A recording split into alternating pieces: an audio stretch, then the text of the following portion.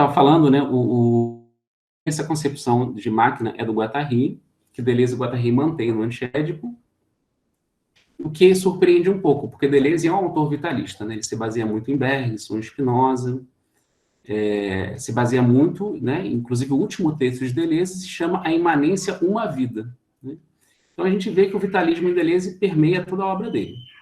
A gente pensa assim, mas por que essa coisa da máquina, o maquinismo, né? Bom, então eles mantêm essa ideia das máquinas desejantes no Antiédipo, e eles dão uma explicação até um pouco sumária, um pouco breve, né, sobre a questão das máquinas. Eles vão dizer assim, as máquinas, o maquinismo, é oposto de um lado ao orgânico, ao vitalismo, e de outro lado ao mecanicismo, ao mecânico. Então, o mecânico tem a ver com peças exteriores que se relacionam de maneira puramente exterior. Então, eles dizem, o maquinismo do desejo, o desejo maquínico, não é isso, não é mecânico. Por outro lado, o orgânico implica sempre um princípio interior que implica um desenvolvimento de uma forma. Vamos pensar assim no código genético é um pouco isso. Existe um princípio já dado no código genético que vai implicar um desenvolvimento de formas, ou seja, de formas pré-estabelecidas. Enquanto que o maquínico não. O maquínico ele não é nem mecânico, porque ele não é feito de peças exteriores. As peças são interiores ao próprio processo, e ao mesmo tempo não tem um desenvolvimento dado de formas, né? O maquínico ele se cria no processo, ele vai se criando no processo. Então é basicamente por isso afirma o caráter que a pulsão ou as pulsões são maquínicas, né? Ou seja, as pulsões elas não remetem a peças externas, porque dentro de um processo pulsional, né? Pense no circuito pulsão escópica, né? O olho, o ver, o objeto que é tudo se torna um campo imanente, né? A própria pulsão, né, o circuito pulsional é esse campo imanente, produz esse campo imanente. Então não é nada externo, tudo é interior à própria pulsão, ou próprio circuito pulsional. Então tudo é interno, ou seja, as peças das pulsões são internas ao próprio processo, mas, ao mesmo tempo, não é orgânico ou vitalista nesse sentido clássico, porque nós não sabemos no que uma pulsão vai dar. Não existe uma forma pré-estabelecida e um desenvolvimento de uma forma.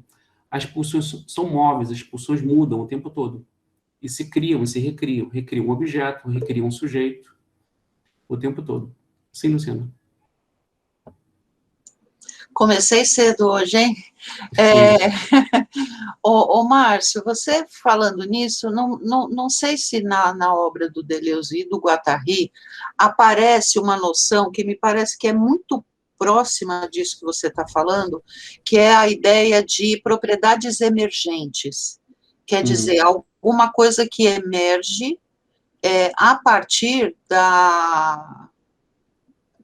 das relações que são estabelecidas entre as estruturas e o próprio ambiente. Eles chegam a mencionar essa coisa das propriedades emergentes, e se você acha que é uma ideia que se aproxima dessa ideia que você está falando, ainda que eles não tenham mencionado?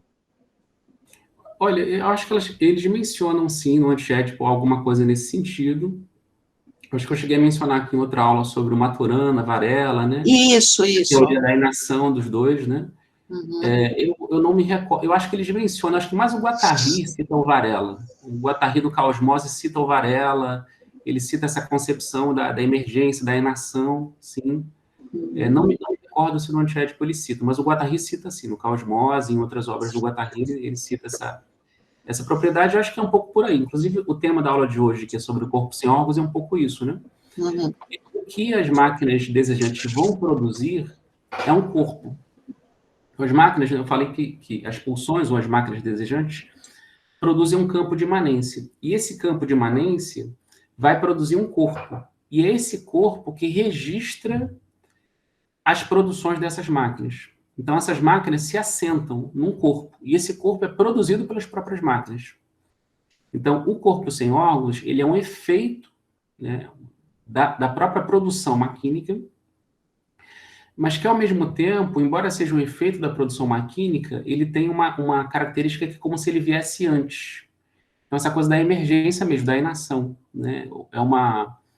É uma coisa que nasce depois, mas que, ao mesmo tempo, tem um caráter de princípio. É como se ele funcionasse como algo, não, né? Porque não é global, né? Mas é algo que é assim, um campo de imanência, um corpo, né? Então, pensem nisso. As máquinas desejantes são peças separadas, né? Pulsão escópica, pulsão invocante, pulsão genital, pulsão anal, pulsão oral, enfim, as diversas pulsões. Cada poro do corpo é um buraco por onde se cria um circuito pulsional também, né? Então, essa cartografia que o Lacan faz, né, o Freud fala de 3 pulsões, né? Anal, genital, oral. O, o Lacan amplia com a visual, né, escópica e invocante, né, de escutar. Mas Deleuze e Guattari multiplicam, né? Porque o processo esquizo, né, cada poro do corpo é um buraco e tem a sua própria energia. Então, veja, é um corpo múltiplo e multiplicado. Mas esse corpo múltiplo e multiplicado, ele cria um corpo. Então, é esse corpo, ou essa terra, essa territorialização do qual as máquinas vão se assentar. Então, veja, é uma emergência. Então, corpo sem órgãos é uma emergência, né? Eu pedi para vocês lerem um texto do Mil Platões, né? Para a aula de hoje, acho que vocês viram isso, né, na leitura do texto, né? De que é necessário produzir o corpo. Então, o corpo sem órgãos, ele é produzido, ele é um efeito. Ele é um efeito da própria produção maquínica. Daí que vem a questão, né? A gente já entra no tema da aula de hoje, né? Da segunda síntese, né? Então, no Antiédipo, Deleuze e Guattari falam que o desejo se maquina em 3 sínteses. Existem 3 sínteses do desejo, né? Então, é a forma deles de, como eu falei na aula passada, de se livrar do Édipo. Acho que eu respondi, né, Luciana, a sua questão? Sim, sim. Obrigada, Márcio. Por nada. Então, como eu estava falando, né? Então, a maneira de Deleuze e Guattari se livrarem do Édipo, na aula passada, né? A partir de um uso estratégico de Kant, usando uma crítica kantiana contra a psicanálise, mostrando que o Édipo é uma espécie de forma global, transcendente da subjetividade, e que é necessário evidenciar como é que o desejo sintetiza, o desejo se produz de maneira imanente, ou seja, como é que ele sintetiza o múltiplo. Porque é isso que Kant pensava, né? Como é que o conhecimento pode sintetizar o múltiplo que se dá na percepção. Então, os nossos 5 sentidos não captam objetos globais, os nossos 5 sentidos captam multiplicidades. Aí o Kant vai dizer, a forma pura do espaço, a forma pura do tempo, as categorias do entendimento vão meio que sintetizar o múltiplo que se dá numa sensação, numa percepção. Então, para Deleuze e Guattari o mundo se dá de maneira múltipla. Então, como é possível sintetizar essa multiplicidade do próprio desejo? Então, são as 3 sínteses. Primeiramente, as máquinas desejantes, né, que vão capturar aspectos da realidade por meio de aspectos do corpo. E a gente viu, né, a gente falava agora no início da aula sobre o caráter institucional disso, ou seja, o regime sócio-histórico. Então, o desejo jamais está dissociado da história e da geografia, de lugares e de épocas, ou seja, de instituições. O desejo ele é sempre institucionalizado, institucional. Ele remete a períodos, a lugares, né? E aí a gente consegue, então, sintetizar coisas que em outro lugar e outra época não é possível. No entanto, isso ainda é muito fragmentário, é muito múltiplo. É necessário, então, criar um lugar onde as máquinas se assentam, se registram, onde esse desejo se registra. E eles vão falar, então, de uma segunda síntese, a síntese do corpo sem órgãos. Então, a primeira coisa a se pensar é que o corpo sem órgãos ele é produzido, como falava, pelas máquinas desejantes. No entanto, ele é como se ele existisse antes. Por que isso? O desejo ele tem que estar em algum lugar. O desejo tem que circular em algum corpo.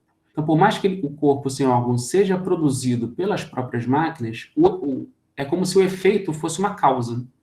Então, por mais que o corpo sem órgãos seja um efeito, ele funciona como uma causa, ou uma quase causa. Então, porque é nesse corpo que vai ser preenchido de intensidades que o desejo vai circular. Então, o desejo circula num corpo. Então, tentando discutir isso com a psicanálise, né?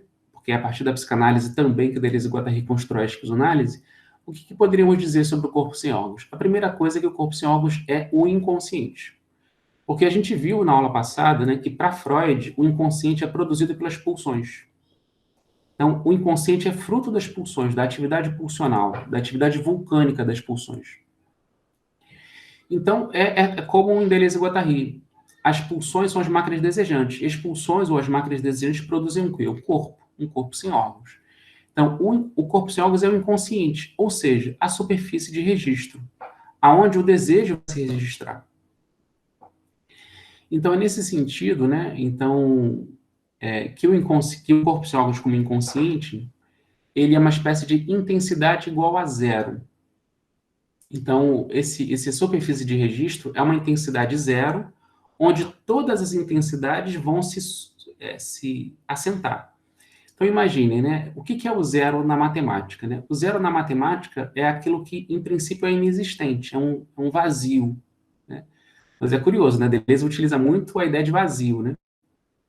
Ele diz o tempo todo, vazio não é falta.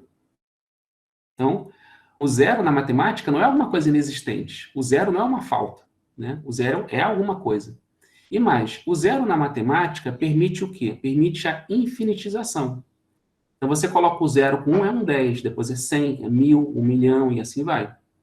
Então, o zero, o vazio, permite a infinitização, nesse caso, do desejo.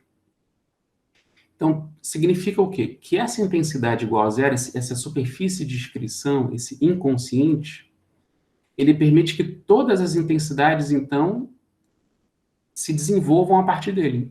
Então, significa que as pulsões são as intensidades, acima de 1, acima de 0, melhor dizendo. Então, todas as intensidades pulsionais vão se assentar e nascer e se desenvolver a partir dessa intensidade igual a zero, desse inconsciente. Então, é nesse sentido que o corpo sem órgãos ele é qualitativamente vazio.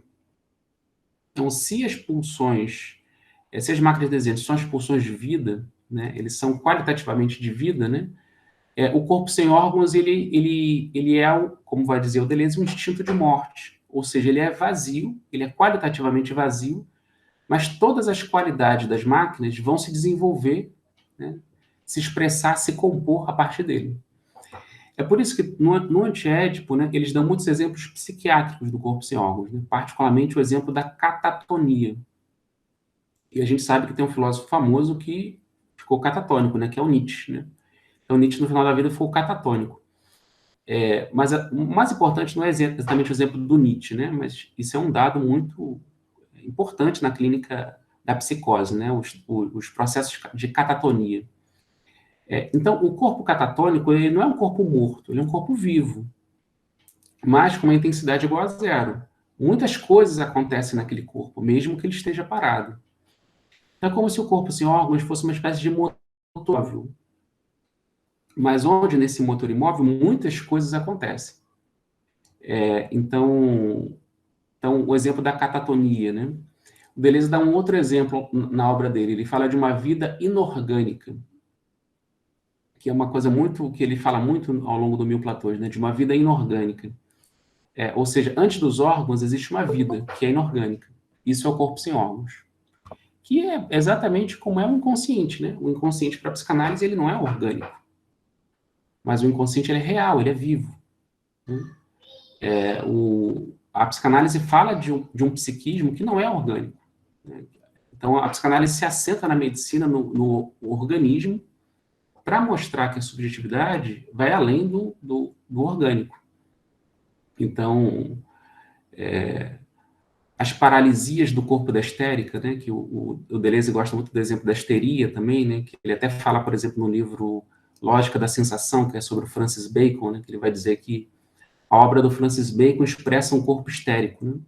Então, isso era muito comum nas histéricas na época do Freud, né, um corpo parado, né, órgãos, né, ou corpo paralisado. Né? Então, veja, o desejo que habita nesse corpo paralisado não é orgânico, é inorgânico. Então, é inconsciente, é a vida inorgânica. O Deleuze também vai dizer, também muito no Mil Platôs, de um infinitivo de uma vida impessoal. Então, o corpo sem órgãos também é esse infinitivo. Né? É como o zero, isso que permite a infinitização de tudo. de uma vida que não é da pessoa, porque a pessoa é organizada. O corpo sem órgãos já é um outro, né? É por isso que o fenômeno da histeria apresenta o quê? Uma espécie de divisão psíquica, né? É por isso que é o dado inicial da psicanálise, né? Existe uma vida da consciência e uma vida do inconsciente, ou seja, uma divisão no sujeito. Então, existe o sujeito organizado, o sujeito pessoal, né? O eu. Mas existe uma vida impessoal. Essa vida impessoal é a vida do inconsciente, é a vida, né, do corpo sem órgãos. E aí, né, esse inconsciente, né, tanto para a psicanálise quanto para a Deleuze e Guattari, como eu falava para vocês, né, ele é produzido, né? O Freud, por exemplo, no texto O Inconsciente, que é o texto que vem logo depois do texto As Pulsões e Suas Vicissitudes, vai dizer isso, que o inconsciente ele é produzido. Ele é produzido a partir de uma clivagem, ele é produzido por uma repressão. O Deleuze e o Guattari vão dizer algo parecido. Eles vão dizer que o corpo sem órgãos, ele é antiprodução. Então, assim como o Freud vai dizer, o dado da pulsão ele é primeiro, e por meio de uma repressão das pulsões surge o inconsciente, Deleuze e Guattari vão dizer, as máquinas desejantes é a produção da produção. O desejo é produzido pelas máquinas desejantes. Porém, existe uma instância de antiprodução no próprio desejo. Porque nem tudo pode ser produção. Tem que ter um lugar onde as máquinas se assentam. E esse próprio lugar onde as máquinas se assentam, onde a produção se assenta, não pode ser produção. Então eles vão dizer, é a antiprodução. Então, assim como as pulsões em Freud são reprimidas e daí nasce o inconsciente, da mesma maneira em Deleuze e Guattari, tem que haver na própria produção uma instância de antiprodução do próprio desejo. Isso é o corpo sem órgãos. É por isso que no texto do Mil Platões, né, Como Criar para Si um Corpo Sem Órgãos, lá na segunda ou terceira página, o Deleuze e Guattari dizem assim, o corpo sem órgãos é desejo, mas também é não desejo. Então é nesse sentido. Existe um desejo, porque todo desejo se assenta no corpo sem órgãos, mas ele também é não desejo. Então, catatonia, né, vida impessoal, é uma espécie de dado, né? Então, é nesse sentido que, embora o inconsciente ou o corpo sem órgãos sejam produzidos, eles, ao mesmo tempo, é como se fosse um dado. Isso é um paradoxo para a psicanálise também, assim, é o paradoxo do conceito de pulsão e do inconsciente, né? Então, é a pulsão que cria o inconsciente, mas, ao mesmo tempo, as pulsões são inconscientes, né? Da mesma maneira em Deleuze e Guattari. As máquinas desejantes produzem um corpo sem órgãos, mas as máquinas desejantes produzem a partir do corpo sem órgãos. Então, esse é o paradoxo. O mesmo paradoxo da psicanálise, né? Só que construídos, né? Explicitados conceitualmente de uma maneira um pouco distinta. Sim. Tá conseguindo me ouvir? Sim, posso ouvir. Isso me lembrou algo no Antiédipo também, se não me engano, na terceira parte do Antiédipo, que é quando eles falam... Não, acho que é bem anterior. Que é justamente quando eles falam sobre o capital como superfície de registro. Eles falam uma coisa parecida também, né? Que o capitalismo ele surgiu e logo em seguida parece que tudo deriva do capitalismo como uma superfície de registro.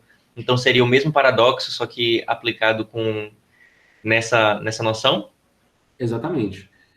Porque vocês estão percebendo que nessas aulas eu não estou entrando muito nessa discussão, não estou aprofundando muito nessa discussão mais social, né? Porque isso implicaria enfim, um outro tipo de desenvolvimento. Mas sim, Antônio, é exatamente isso, né? Então, porque o Deleuze e o Guattari vão dizer que o corpo sem órgãos ele é ao mesmo tempo desejante e social, que é o paradoxo que eu falei lá na segunda ou terceira aula, né?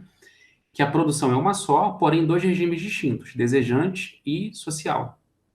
Então, então eu estou falando mais na questão desejante, porque remete mais à questão da clínica, né, e à discussão com a psicanálise. Mas do ponto de vista social, sim, existem corpos que eles vão dizer de uma época e de um lugar, né? Então eles vão falar de um corpo sem órgãos selvagem, dos índios, dos indígenas, das sociedades primitivas, um corpo sem órgãos imperial e um corpo sem órgãos do capital, como você está falando, né? Então, o corpo sem órgãos do capital é produzido por máquinas, né? E tanto máquinas técnicas quanto máquinas sociais, por exemplo, cercamento dos campos, expulsão dos trabalhadores do campo e migração para as cidades, criação de uma mão de obra livre e, ao mesmo tempo, o dinheiro que devém um puro fluxo quantitativo de capital. Então, é necessário um encontro que se dá com o fluxo de trabalhadores livres e, de outro lado, de um capital desterritorializado. Então, esses dois fluxos, ou essas duas máquinas desejantes, produzem um capital. O capital enquanto superfície de inscrição, onde o próprio capitalismo, né, vai se assentar. Né? Então, é exatamente isso. A mesma discussão, do ponto de vista social, funciona para o ponto de vista desejante. É a mesma discussão. Então, é isso. Né? O capital, se ele é a superfície de inscrição da produção do capitalismo, assim como na época imperial, esse corpo era o corpo do déspota, é uma coisa que o Foucault poderia punir, né? Ele vai dizer que o corpo do supliciado é o inverso do corpo do déspota. O corpo glorioso do déspota tem como uma figura inversa o corpo do supliciado. E é por isso que o texto, né, ele é uma extensão do próprio déspota, vai dizer o Chapuis, né? Então, veja, uma superfície de inscrição. O Estado, o território, é o próprio corpo. Ou nas sociedades primitivas, né, a natureza, né? A natureza é uma espécie de corpo, superfície de inscrição. Né? Então, voltando para essa... Mas, assim, sem esquecer, né, como o Antônio falou, dessa discussão social e política, né? Mas voltando para pensar mais o texto que a gente propôs, né? Ou seja, pensar mais essa dimensão clínica, ou que Deleuze e Guattari chamam de produção desejante, né? Então, as máquinas desejantes se assentam para funcionar nesse corpo sem órgãos, e é por isso que Deleuze e Guattari vão chamar no Antiédipo o corpo sem órgãos, né, de síntese disjuntiva de registro. Então, o que é uma síntese disjuntiva? Né? É síntese do que está separado. Disjuntivo é o que não está junto. Né? Então, assim como eu falei do exemplo, né, do capitalismo, né, que são duas coisas diferentes, o fluxo de trabalhadores livres e o fluxo de capital desterritorializado são coisas diferentes, mas se juntam, né? Então, é uma síntese disjuntiva, é a síntese de coisas diferentes. Da mesma maneira, né? As diversas pulsões do corpo são coisas diferentes, né? Lembra que eu comentava isso na aula passada, né? Que para a pulsão escópica, tudo é uma questão de ver. Para a pulsão invocante, tudo é uma questão de ouvir. Então, cada pulsão, ela vê o mundo à sua própria maneira. Então, as pulsões, elas são disjuntivas, elas são separadas, elas são diferentes.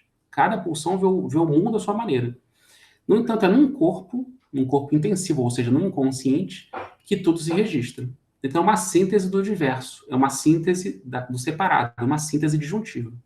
Então, tudo isso se registra. Então, pense com uma espécie de HD mesmo, né? O inconsciente é como isso, né? Mas não orgânico, é uma vida inorgânica, né? Então, eles vão dizer síntese disjuntiva de registro. Bom, só que, ao fazer isso, né, ao o corpo sem órgãos, ele desarranja. Então, significa que quando as máquinas se assentam nesse corpo sem órgãos, há um desarranjo, as máquinas não funcionam direito. Eles vão falar muito isso no antiético, né, que tem uma espécie de disfuncionamento. O que é próprio do desejo? O desejo só funciona desarranjado, eles vão dizer, né? Então, o desejo funciona porque ele não funciona. Então, na medida que ele se registra nesse corpo, o próprio corpo sem órgãos vai implicar, vai obrigar que as máquinas desejantes produzam sobre um outro regime, né? Então, as pulsões, na medida que são registradas no inconsciente, elas vão ter que trabalhar sobre um regime diferente. Então, elas vão ter que mudar. E é por isso que o primeiro efeito de um registro é que elas não funcionem, que elas parem de funcionar. Então, há uma parada no processo de produção. Por isso que eu falava de antiprodução. Então, há uma parada no processo de produção. O que obriga que as máquinas se transformem. Então, as máquinas elas são obrigadas a se transformar na medida disso. Então, o exemplo do capitalismo, né? Fluxo de trabalhadores livres e fluxo de capital-dinheiro, na medida que elas se assentam no capital, isso vai obrigar que elas funcionem de maneiras distintas. Sim, Edgar, pode falar.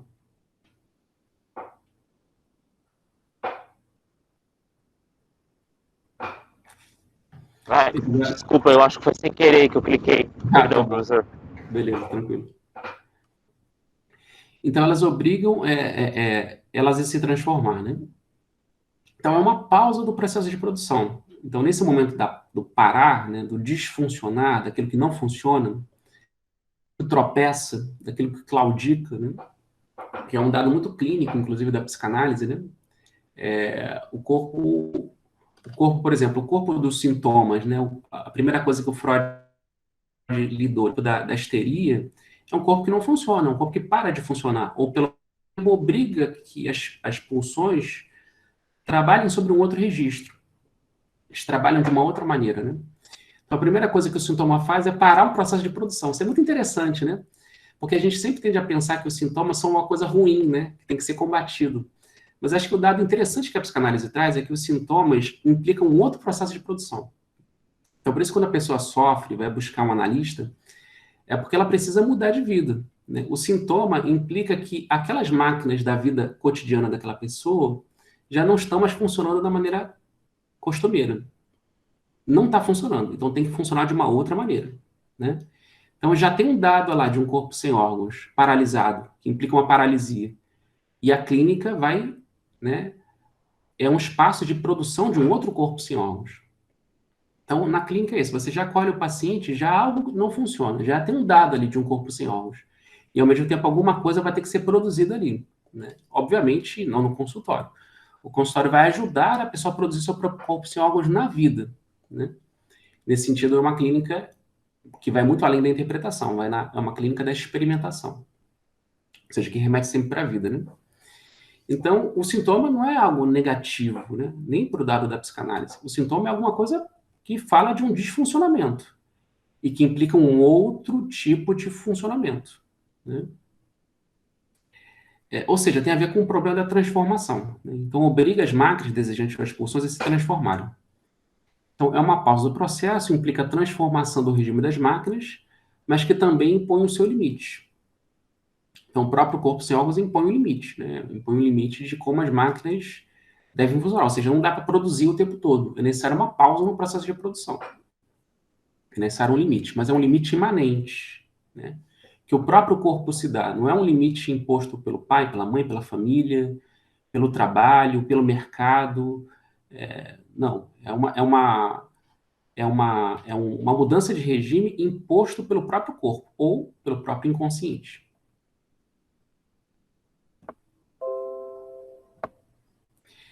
Então, daí a gente vê um conceito importante para o Deleuze, como eu falava aqui, acho que na última aula, e na penúltima aula também, que é o conceito do instinto de morte, que é um conceito que o Deleuze trabalhou no livro dele, Sacher-Masoch, O Frio e o Cruel, de 67, no livro Diferença e Repetição, de 68, e no livro Lógica do Sentido, de 69. E também eles retomam isso no Antiédipo. No entanto, no Mil Platões, isso já some, esse conceito. Então, a gente tem que entender um pouco essa transformação desse conceito. Então, o corpo sem órgãos, ele não é uma pulsão de morte, ele é um instinto de morte. Então, como eu falava para vocês, instinto de morte, porque Deleuze, interpretando o livro do Freud, Além do Princípio do Prazer, ele vai mostrar que a compulsão à repetição não é exatamente uma pulsão de morte, porque ela não remete ao humano. As pulsões são humanas. O instinto de morte, ele não é humano, porque ele é cósmico. Ele é cósmico, ele remete ao cosmos, remete à física, ao problema da entropia, ou da segunda lei da termodinâmica, remete à biologia, a tendência do organismo vivo a morrer, e remete também ao princípio da repetição na natureza. E isso tem um efeito psíquico, que é a compulsão à repetição. Então, a pulsão de morte, ou dita pulsão de morte, é uma manifestação do que Deleuze chama de um instinto de morte, né? No entanto, Deleuze ele nega a ideia da pulsão de morte, porque ele vai mostrar que nenhum organismo vivo vai contra si próprio. Toda morte vem do exterior. É o princípio spinozista de Deleuze, né? Toda morte vem de um mau encontro. Um mau encontro que é inevitável, porque os corpos se encontram. Daí esse mau encontro inevitável remete ao instinto de morte. Ou seja, no cosmos, num campo qualquer, todos os corpos vão se encontrar e vão se decompor de alguma forma. Mas a morte vem sempre de fora. Nenhum corpo em si, vivo, vai contra si próprio. Isso é um princípio muito importante para a clínica, eu diria, sabe? Porque uma clínica, né, esquizoanalítica, né? Ou uma psicanálise que se inspira em Deleuze e Guattari. a crítica da noção de pulsão de morte, né? Porque quando a pessoa sofre, e às vezes sofre gravemente, e às vezes ela se culpa, e ela se agride, né? A gente sempre tem que perceber da onde que vem essa agulha, da onde que vem essa coisa cortante, né? Do pensamento, do corpo, do afeto que marca e machuca e mata o sujeito, que mortifica o sujeito, ou como diz Lacan, né? O significante que mortifica o corpo. Da onde é que vem isso? Ora, o próprio Lacan já está dando uma dica, de fora. Isso vem na linguagem. É o significante que mortifica o corpo. Então, não é o sujeito, na sua própria atividade imanente pulsional, que se mortifica. É o significante que vem de fora, que vem da linguagem, que vem do social, que vem da política, que mortifica o corpo. Então, é sempre de fora. O sujeito é que acha que vem dele. É ele que se... A gente escuta muito essa expressão, né? Fulano se sabota, autossabotagem. Do ponto de vista clínico, para a Deleuze e Guattari, isso não existe. Não existe autossabotagem. É sempre uma heterossabotagem. Só que a pessoa não percebe que ela está identificada com alguma coisa que vem de fora que a mortifica. A clínica tem que ser todo um trabalho sutil de cartografia. Ou, se vocês preferirem utilizar um termo mais psicanalítico, de decifração. Né? Ou seja, de análise, de perceber de onde é que vem isso que mortifica o corpo. Mas Lacan já diz, né? Vem de fora, vem do significante, vem da linguagem. Então, o corpo em si, ele não vai contra si próprio. Sim, com certeza, Luciana. O Spinoza fala isso na Ética, né? Quando a gente analisa o pensamento, né, de um suicida, a gente vê que o que leva alguém à morte é sempre alguma coisa que vem de fora, né? Seja um pensamento, seja um sentimento de menos-valia, a vida não vale a pena, eu não mereço viver, vem alguma coisa de fora. Ou então, no sentido assim bem orgânico mesmo, vem de um sofrimento mesmo, um corpo que já não se sustenta mais, né? A gente sabe que os gregos tinham uma relação muito tranquila com o suicídio. Os gregos pensavam, o Tales está dizendo, o suicídio é sempre um suicidado, sem sombra de dúvida, né? É como Arthur pensava, como Deleuze vai pensar também. Então, é algo que mata, né? Nem que seja do ponto de vista meramente biológico, né? Então, assim, o corpo, por exemplo, está muito doente, não se sustenta mais. A pessoa, em vez de prolongar um sofrimento dispensável, ela dá cabo da sua própria vida. Foi o que Deleuze fez, né? Deleuze estava muito mal, né? Idoso, já com 70 anos de idade, vivia há quase 30 anos com um único pulmão e fumava muito. Aí é uma outra questão, né? Porque, né, e o Deleuze fala disso, né? Então, por um lado, o cigarro mata, mas por outro, o cigarro intensifica o corpo, traz algum tipo de prazer e intensificação. É todo o problema do corpo sem órgãos também, que a gente vai poder discutir daqui a pouco. Então, o Deleuze já muito mal, já idoso, já não conseguia respirar, ele tinha que utilizar aparelhos para conseguir respirar, balões de oxigênio, não conseguia mais produzir, não conseguia mais pensar, não conseguia mais viver.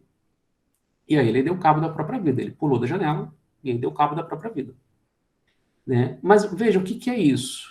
É um mau encontro, inevitável. O corpo dele viveu 70 anos, viveu. E o corpo foi se gastando, organicamente, né?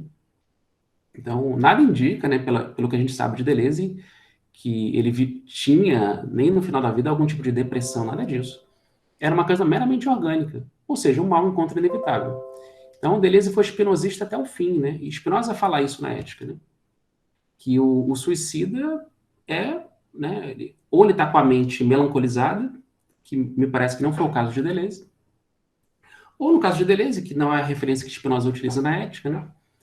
Tá com o corpo enfraquecido. É como os gregos pensavam, né? Inclusive, né? Então, veja, esse é um limite imanente do corpo. Existe um limite. Deleuze não conseguia mais viver. Então, ele viu o seu limite imanente. Viu até onde o seu corpo podia, foi até o limite do que o seu corpo podia ao longo de uma vida inteira. E, a partir daí, ele falou, bom, chega. Agora eu vou encontrar essa vida impessoal que eu falei a minha vida inteira. Né? Vou encontrar essa vida inorgânica que eu sempre vivi. Né? Então, o corpo sem órgãos, ele é um instinto de morte, esse princípio da repetição, mas não é uma pulsão de morte. Então, o corpo sem órgãos é um limite imanente, como eu falava, né? Diferente de um limite transcendente, que é uma lei, né? Então, não é uma... Vocês vejam que a inspiração em Kant aí é muito clara, né? o Kant diz isso, né, que o sujeito ele tem que se dar a sua própria lei, ele tem que se dar a sua própria, o seu próprio padrão de conhecimento, o conhecimento tem que vir do próprio sujeito, e ao mesmo tempo a lei moral tem que vir do próprio sujeito. Então veja que a inspiração de Kant aí está muito claro, né? Se eu não me engano, Larissa, o Spinoza fala do suicídio, acho que é no livro 3 ou 4 da Ética, que é sobre o problema das paixões. Não lembro se é no 3 ou no 4. Se alguém souber aí, pode colocar aí no chat. Então o Kant fala sobre isso, né? Que o sujeito tem que se dar a sua própria lei. A lei não tem que vir de fora. É claro que o Kant vai pensar que essa lei imanente, dada pelo próprio sujeito, vai ter uma certa formalização, vai servir para todas as pessoas. É porque Kant pensa uma espécie de sujeito transcendental que funciona para todos, o que não é o caso para Deleuze. Deleuze, espinosista, né, vai pensar que esse corpo, essa lei imanente, ela é sempre diferente para cada um. Então é uma radicalização mesmo, inspirado em Spinoza. Então não existe o sujeito transcendental, existe um campo transcendental impessoal que constitui sujeitos diferenciados. Então, como eu falei, né, não há pulsão de morte, um corpo não pode se contra si mesmo, a morte é sempre exterior, é mau encontro. Aí eu coloquei uma frase aí do Antiédipo, né, se eu não me engano, que está no capítulo 2 do Antiédipo, né, que é o psicanálise e familiarismo. Né, e o Deleuze e o Guattari vão dizer assim: Freud afirma que o inconsciente não registra o não, a morte e o tempo. Mas é sempre de não, de morte, de tempo que trata o inconsciente. É uma frase muito interessante de Deleuze e Guattari, né? O Pablo colocou aí. Então, é muito engraçado isso, né? Então, o Freud vai dizer isso, né? Que o inconsciente ele é atemporal, então ele não registra o tempo. O inconsciente registra tudo, por isso ele não tem negação. Então, o inconsciente não registra o não, né? Ele registra tudo. E o inconsciente não registra a morte, porque pro inconsciente tudo é vivo, né? Que é uma coisa muito importante para quem clínica psicanalítica, né? A gente falou isso na aula passada, se não me engano, né? Os sujeitos melancolizados, né? Em luto, né? É porque a pessoa que morreu está viva, né? Para o inconsciente, né? O inconsciente não registra a morte. Então tudo está registrado, né? O inconsciente não registra a morte. O pai morto é um pai vivo, é um pai imortal, né? O Freud sempre vai dizer isso, né? Mas, no entanto, Deleuze e Guattari vão ter essa interpretação genial, né? É sempre de não, de morte, de tempo que trata o inconsciente. Então, o inconsciente está sempre falando de negações, né? O inconsciente nega as coisas, separa as coisas, disjunta as coisas. O inconsciente fala de transformações. O inconsciente fala de morte. Então, aí Deleuze e Guattari vão dizer, o corpo sem órgãos é o limite. Por isso, ele é o modelo da morte. E também a forma pura do tempo.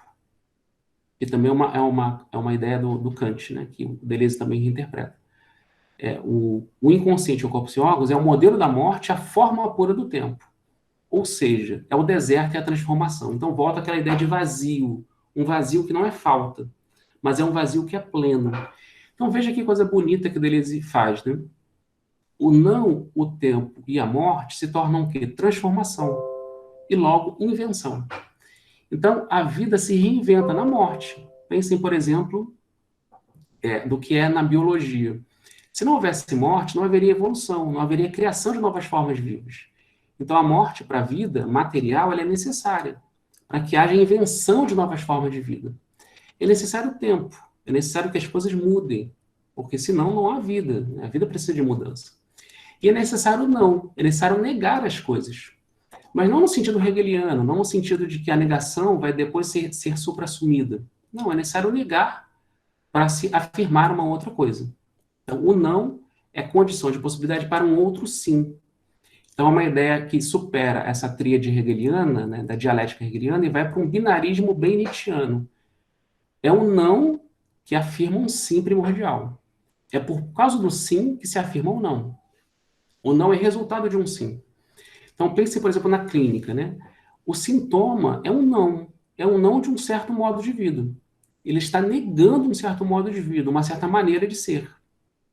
Mas é um não que já afirma já tem uma afirmação originária, primordial, nesse sintoma, né?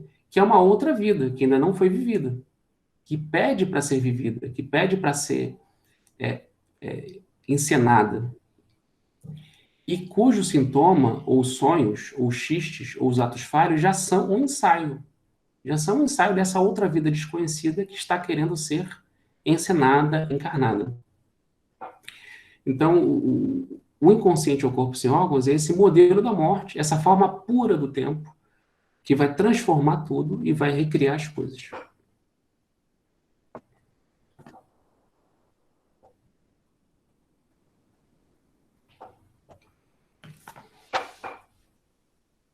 Então, essa intensidade, né, igual a zero do corpo sem órgãos, né, ou do inconsciente, comporta, por causa disso, o infinitivo do desejo. Então, é nesse sentido que, a partir desse corpo vazio ou desse deserto, que qualquer tipo de desejo pode ser produzido. Então, é nesse sentido que a gente radicaliza a proposição de Lacan. Lacan dizia que o real é o impossível. E, de fato, o real é o impossível. Porque ele não faz parte da ordem dos possíveis. O possível é alguma coisa que já está registrado, organizado. O real é o impossível. Porque é aquilo que tem que ser inventado para que uma nova separação do possível e impossível se dê. Então, o impossível é esse infinitivo do desejo, é como o deserto. Coisas podem se dar ali, outras populações podem circular ali. Então, o real é aquilo que tem que ser inventado. E é por isso que o Percy Schiavone vai dizer isso, né? Que o real é um problema de prática. Então, ele tem que ser praticado, ele tem que ser inventado. Na medida que ele é praticado, na medida que ele é inventado, ou seja, experimentado, como vão dizer Deleuze e Guattari, ele se torna real, ele se torna positivo, né? Então, a separação do possível e do impossível muda completamente, né? Na biologia isso é muito evidente, né? É impossível até que uma nova forma de vida surja. Quando uma nova forma de vida surge, aquilo já se torna possível. Então é como os estudantes, os jovens em Paris, né, em mais 68, pintavam, né? Sejamos realistas, queiramos o impossível, né? Então isso é ser realista, isso é o real, é o impossível. O impossível tem que ser inventado. Então é o infinitivo do desejo, né? Ou seja, são as possibilidades infinitas, né? Aquilo que tem que ser inventado, que tem que ser praticado. Então, nesse sentido que o inconsciente é uma espécie de corpo pleno, né? Ele é vazio, mas ao mesmo tempo é pleno. A imagem do deserto ela é perfeita nesse sentido, né? É por isso que o Davi Lapujade diz, né, que o deserto é a imagem que sintetiza o pensamento inteiro do Deleuze. O Davi Lapujade diz, né, se há uma imagem que sintetiza todo o pensamento do Deleuze, é a imagem do deserto. Então, o deserto é o vazio onde populações, migrações, formas de vida outras vão traçar seus próprios caminhos. Então, veja, o deserto ele é vazio, mas ao mesmo tempo ele é pleno. É assim um corpo sem órgãos. É um corpo pleno, mas também por causa disso molecular e múltiplo. Molecular, né, no sentido do Spinoza, é mole, né, é fragmentário, múltiplo, feito de distâncias intensivas e indivisíveis. Então, veja, novamente a crítica é ao mecânico. O mecânico tem a ver com corpos extensivos. Então, Deleuze e Guattari vão dizer nesse texto do Mil Platôs. O corpo sem órgãos não é a extensio, não é a extensão. O corpo sem órgãos é um espacium, ou seja, uma matéria inorgânica, uma matéria intensiva. Então, veja que o materialismo de Deleuze e Guattari não é um materialismo tosco de muitos cientistas, não é um materialismo que muita gente fala por aí. O materialismo de Deleuze e Guattari é o materialismo do intensivo, matéria igual a energia. Eles falam no texto, né? Então, a multiplicidade é uma matéria como energia que é um espaço intensivo. Significa o quê? Que o corpo sem órgãos é feito de distâncias, como o nosso inconsciente. Nosso inconsciente é feito de distâncias, mas de distâncias intensivas e indivisíveis. Mas que ao se dividir, se diferencia e se multiplica. Então, isso é muito interessante, né? Porque é a ideia, né? Pensem, né? Tentem pensar a dualidade que Spinoza fala de pensamento e extensão. Matéria e ideia. A matéria extensiva, quando dividida, ela se divide. Então, se você pega um lápis e quebra ele no meio, ele vira 2. Fica com a metade do tamanho. Agora, a ideia de lápis, uma vez dividida, ela se multiplica. Então, esse é o paradoxo, né? A diferença do regime do pensamento e da extensão. Uma matéria dividida, ela se divide. Uma ideia dividida, ela se multiplica. Isso é o corpo sem órgãos ou inconsciente. Ao se dividir, ela se diferencia e se multiplica. Então, esse é o caráter, ao mesmo tempo, indivisível e intensivo do corpo sem órgãos, mas que essa é a matéria intensiva, né, como eles falam, né, mas que é feita de distâncias indecomponíveis, mas quando você decompõe já vira outra coisa, já se multiplica. Está muito abstrato? Está dando para acompanhar? Porque isso é muito clínica analítica, né? Pensem assim, né? A análise, veja, psicanálise e esquizoanálise, ambas têm análise, né? Então, analisar significa dividir. Quando a gente analisa uma pessoa, né, quando a gente se analisa, né, ou analisa um sujeito, né, na clínica, né, um problema inconsciente, que é um problema de pensamento, mas que também é de afeto, um pensamento que não se separa do corpo e do afeto, quando você analisa um problema, ele vira outra coisa. Então é mais ou menos o que o Deleuze e Guattari vão fazer com o Édipo. O Édipo, ele analisado até o fim, radicalmente, ele vira outra coisa. Ele vira o quê? Ele vira campo social. Você começa a perceber que o pai não é o seu pai imaginário, como aliás já dizia Lacan. É uma lei social. Já vira uma outra coisa. E ao mesmo tempo, quando você radicaliza, você vai analisando, já vai virando outra coisa. Você vai vendo que a lei do pai, o Édipo, tem a ver com componentes intensivos, máquinas desejantes, a sua própria maneira de maquinar o seu desejo, a sua história. Então, isso é análise. Cada vez que você divide uma ideia, ela vira outra coisa. É por isso que a análise tem um caráter interminável, que Freud já percebia. Tem sempre um caráter interminável. Ou, como a Deleuze e Guattari vão pensar, um caráter de experimentação. A vida é a experimentação. Então, a vida é como a análise, ou a análise é como a vida, é interminável. Cada vez que você divide uma ideia, ela vai virar uma outra coisa.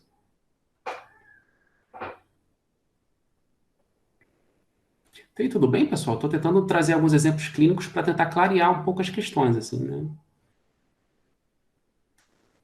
Para não ficar tão abstrato, porque Deleuze e Guattari, eles são abstratos mesmo, eles afirmam isso, eles dizem assim, nós não levamos a abstração longe o suficiente. Eles falam muito isso, né? Então, eles dizem assim, Lacan tornou a psicanálise mais abstrata, a psicanálise freudiana, mas a pretensão de Deleuze e Guattari é tornar a psicanálise ainda mais abstrata, com a esquizoanálise. Então, eles dizem, nós não levamos a abstração longe o suficiente. Mas veja, a abstração, ou a máquina abstrata, como eles vão dizer, que para eles é o próprio corpo sem órgãos, é muito concreta, é a própria vida. Né? Nós é que não percebemos o quanto a nossa vida é abstrata. Né? Então, a gente acha que as coisas estão aqui separadas, né? Matérias, as coisas estão muito... Não, mas tudo é muito intensivo, é o inconsciente mesmo. Né? E quando a gente faz... Por isso que fazer análise é uma experiência meio maluca, assim, meio esquizofrênica, meio louca, né? Que você percebe que isso, que o mundo, a vida, é sempre o que você percebe da vida. Ou seja, como é que você constrói o seu próprio corpo sem órgãos. Então, é muito abstrato, é extremamente abstrato. Mas é concreto, é a própria vida concreta, é a vida de todo dia, aliás, né? São os estratos sociais que tentam cobrir essa vida com representações e clichês, para que a gente não pense o quão abstrato, o quão intensa é a vida, né? De todo dia mesmo.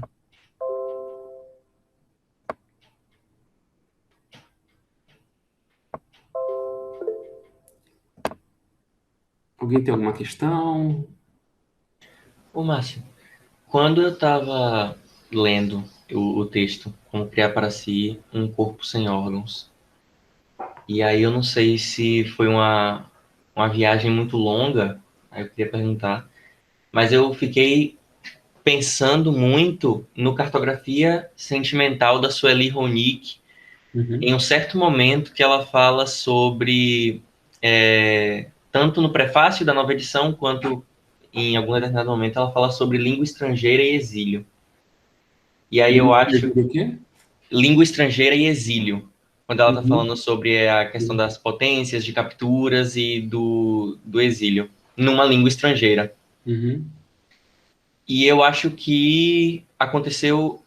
Eu acabei relacionando um pouco a questão do corpo sem órgãos, mais para o final do texto, quando eles falam sobre diferenciações de corpo sem órgãos e de tudo mais, eu acabei associando um pouco à questão das línguas, não necessariamente só a língua estrangeira, mas sobre as línguas e as capturas, pensando mais na questão também, agora que você falou, né, da estratificação social, e também um pouco mais cedo a gente falou sobre o corpo sem órgão social, e eu fiquei um pouco com isso na cabeça. Eu queria saber se essa relação que eu tracei entre essa questão das línguas e o corpo sem órgãos é uma viagem ou se é uma comunicação, assim, faz sentido. Não, acho que faz sentido sim, né? Acho que até no texto Um Sol, Vários Lobos, né? Eles chegam a falar de regime de signos como sinônimo de corpo sem órgãos, né? Então, o corpo sem órgãos, né, na medida que ele é feito dessas distâncias indecomponíveis, que ao se dividir se multiplicam, viram outra coisa, né? É como um regime de signos, né? Então, eles falam assim, né, que é uma ideia que o Guattari já tinha dito no Máquina e Estrutura, né? Que a fala é que cria a língua. Então, é a prática que produz uma linguagem. Então, eles vão dizer assim, né? É o uso da língua que transforma a língua, basicamente, né? Para falar em termos assim, bem linguísticos, né? Então, o novo regime de signos, né? O Black English, né? O inglês da comunidade negra, né? Transforma o inglês, né? Então, os devires minoritários, né? Então, tudo isso tem a ver, sim, com essa problemática, né? O fato da Sueli Ronick ter se exilado na França, né? Então, ela diz que em algum momento, quando ela fugiu da ditadura militar brasileira, ela esqueceu o português, né?